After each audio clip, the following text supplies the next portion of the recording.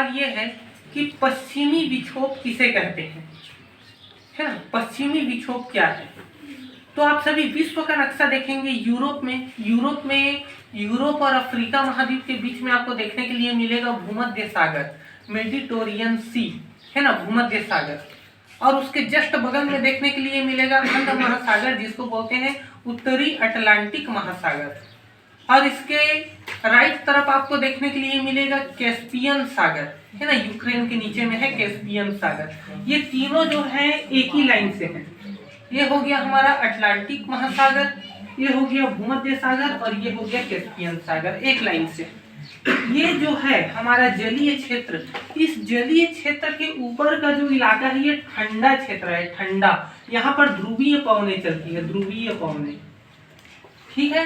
और ये जो हमारा जलीय क्षेत्र है, इसके जो नीचे का इलाका है ये क्या है, गर्म है, गर्म, है ना। इसके ऊपर देखोगे भाई, इसके ऊपर तो यूरोप, इंग्लैंड देखो पिक्चर में, है ना, सब लोग कोट वोट पहन के घूमते हैं, स्नोफॉल होते रहता है, बर्फबारी, है ना, सब बर्फ में सड़क बिछा रहता है पूरा।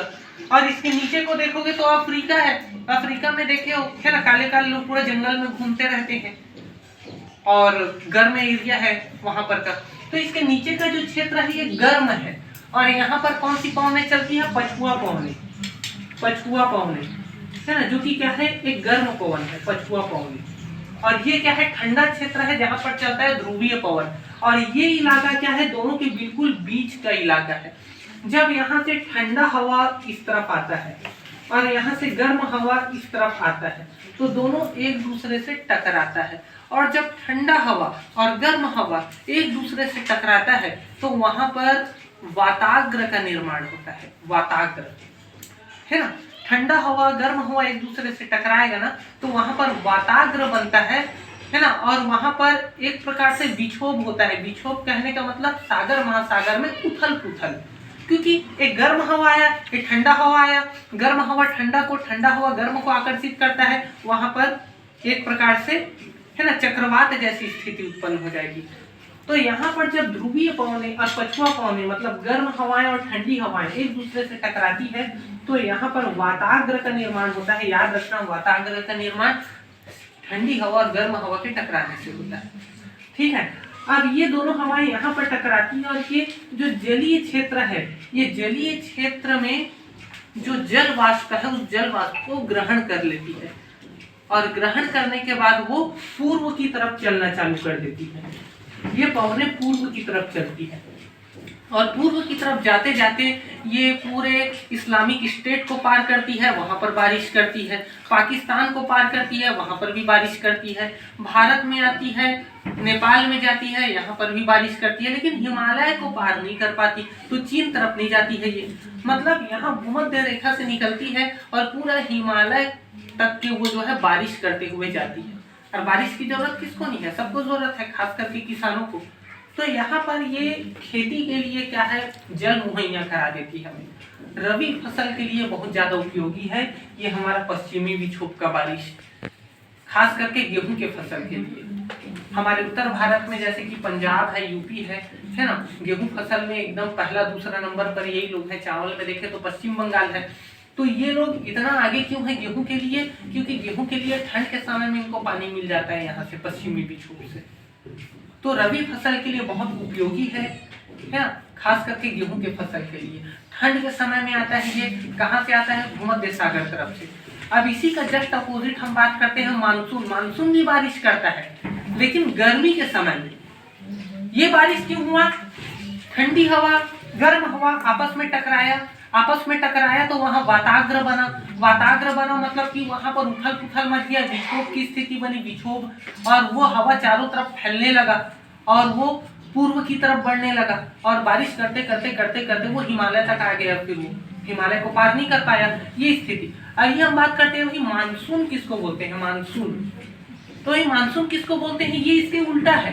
ये ठंड के समय में हुआ था ना ये घटना, वो गर्मी के समय में होगा। गर्मी के समय में देखो क्या होता है ना, हम सभी जानते हैं हमारा जो थल है, जमीन जो है, वो जल्दी गर्म होता है, जल्दी ठंडा होता है। जो जल है, सागर महासागर है, वो देर से गर्म होता है, देर से ठंडा होता है। तो गर्मी के समय क्या है, हमारा जो जमीन जिसमें हम लोग रहते हैं एकदम तुरंत गर्म हो जाता है। 42-45 डिग्री सेंटीग्रेड इसका क्या हो जाता है, टेम्परेचर हो जाता है। और वही अगर हम हिंद महासागर देखें, हमारे जस्ट भारत के नीचे क्या हिंद महासागर है, वहां पर का अगर हम टेम्परेचर देखते हैं तो वहां पर क्या होता है टेम्परेचर 30 डिग्री, है ना, 28 डिग्री, 30 डिग्री, 31-32 डिग्री ऐसे ही रहता है वहां पर का टेम्परेचर। तो देखो एक तरफ क्या है, थल है, थल, एक तरफ क्या है, जल है, जल। ये गर्म है, थल जो है गर्म है, गर्मी के सीजन में। ये ठंडा है, ऐसा नहीं है ये भी गर्म है, लेकिन थल के मुकाबले ठंडा है थोड़ा सा। ठंड में तो ये और ठंडा हो जाता है पानी, है ना। लेकिन अभी वर्तमान में जितना गर्मी है यहाँ पर जमीन में, तो सागर महासागर में जाओगे शीतलता, थोड़ा ठंडा मिलता है, क्योंकि जमीन के मुकाबले वो थोड़ा सा ठंडा है। तो ये गर्म है, तो यहाँ की हवाएं क्या होती है, गर्म होकर के ऊपर उठती है। क्योंकि जब भी किसी चीज को गर्म किया जाता है तो उसका आयतन बढ़ता है और उसका वजन कम होता है, हल्का हो जाता है वो। और जब भी कोई वस्तु ठंडा होता है तो उसका घनत्व बढ़ता है, वो वस्तु भारी हो जाती है। तो यहाँ पर हवा क्या है, भारी है, नीचे की तरफ बैठती है।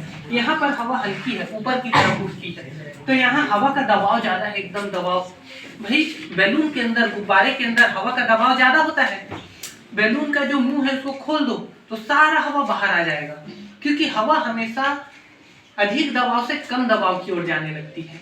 तो यहाँ पर देखो दबाव ज्यादा है ठंडा होने के कारण, और यहाँ गर्म है, इस कारण सब हवा ऊपर उठ गया है। नीचे का जगह बिल्कुल खाली है, मतलब बिल्कुल हल्का जगह है, दबाव बिल्कुल नहीं है।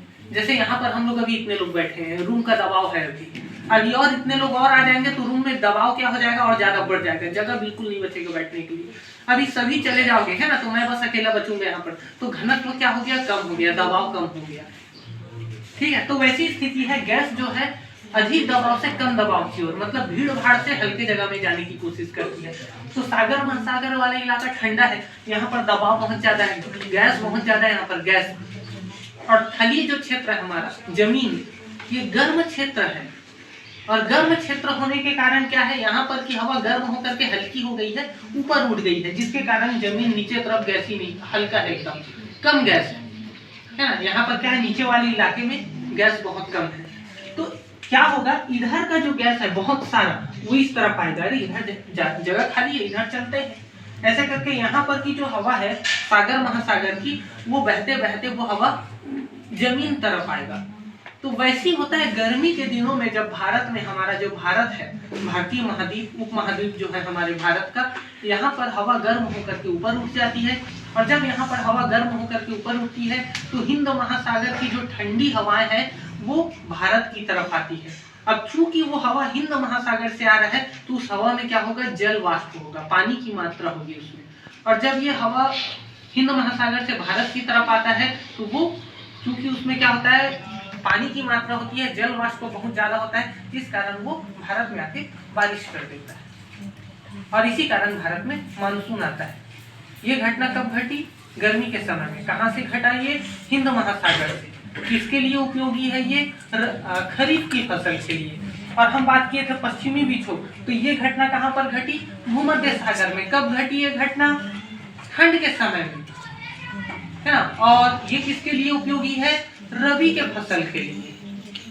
ठीक है, तो जो हमारा मानसून है वो क्यों आया था, गर्मी बढ़ने से। गर्मी बढ़ने से जमीन में क्या हो गया था, वायु दाब कम हो गया था, और सागर महासागर में वायु दाब अधिक हो गया था। तो उधर से हवा इस तरफ आने लगा, तो उधर से जल वाष्प भी आया इस तरफ और बारिश हो गया।